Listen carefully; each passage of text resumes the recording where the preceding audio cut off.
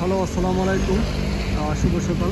Ruba ব্লগিংয়ের page থেকে যারা আমার ইউটিউবে নিয়মিত ভিডিওগুলো দেখেন তাদের উদ্দেশ্যে দেখেন আজকে প্রচুর পরিমাণ ঠান্ডা এবং স্নো পড়তেছে। সকাল থেকে রাস্তাঘাটে চলাফেরা করতে খুব কষ্ট হইতেছে, খুব বেশি স্নো পড়তেছে।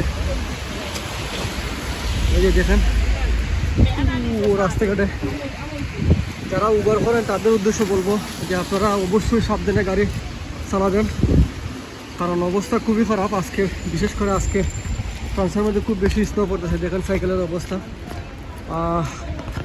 যারা উবার করে আমি তাদের উদ্দেশ্যে সবসময় আমি ভিডিও করি। দেখেন কী অবস্থা সাইকেলের, বরফ পড়ে অবস্থা খুবই খারাপ। একটু সাবধানে চালাবেন, আর নিজে বাঁচে বাঁচার নাম, ঠিক আছে?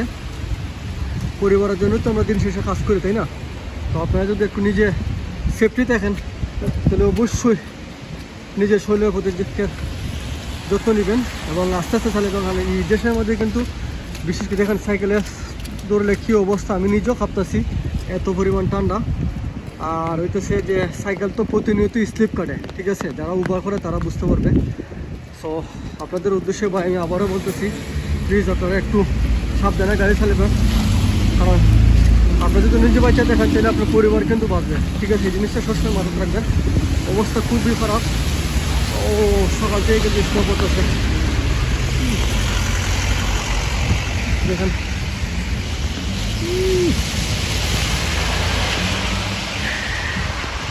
আজকে নতুন এখানে রাখি। আমি আবারও বলতেছি